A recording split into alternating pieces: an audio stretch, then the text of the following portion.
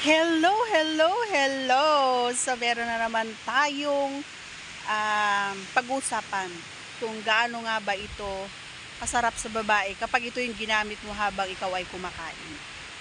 Sasabihin ko ngayon sa inyo para aware kayo mga boys, ha?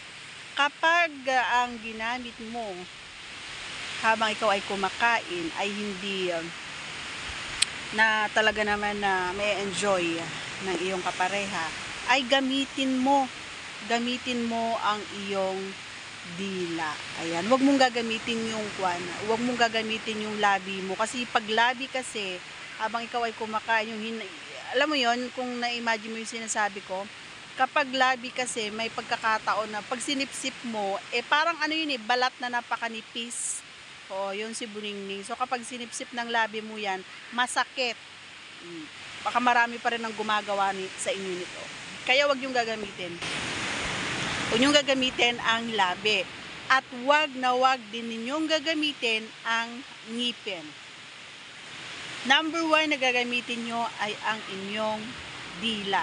Ibang klase, feeling kasi namin kapag yung dila mo yung humahagot at nakapasok doon sa lungga, ay iniisip namin na si Junjun yon. Siyempre kapag si Junjun, may mga pagkakataon na maiisip namin na it's okay na makapagpalabas or may mailabas kasi nga iniisip namin, at saka may mga pagkakataon talaga na nilalabasan ang babae kapag dila ang ginagamit mo kasi nga ini-enjoy niya, sarap na sarap siya kapag ito ang ginagamit mo habang humahagod doon sa bibig ni Buningning at sa loob ni Buningning. Alam mo yung feeling na labas-pasok mo yung dila mo doon sa lungga ni Buningning, talaga naman na ibang klase yung sarap doon. Talagang mapapa big O siya, and then talaga naman may mga pagkakataon talaga na lalabasan talaga siya. Okay? So, once again, ayan, sana ay nagustuhan mo ang ating topic na naman. See you on our next vlog. Bye-bye. God bless everyone. Ayan, enjoy natin muna. At medyo humahapon na mga idol, parami na ng parami yung mga pupunta dito.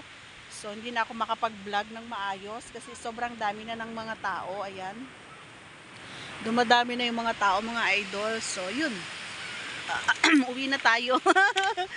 At hindi tayo makapagsalita kasi kapag maraming tao. Siyempre, baka mamaya hindi sila open-minded, di ba? Hindi natin sila katulad. So, let's go. Let's go, let's go. Ayan. Ayan ang ating location. Bye guys!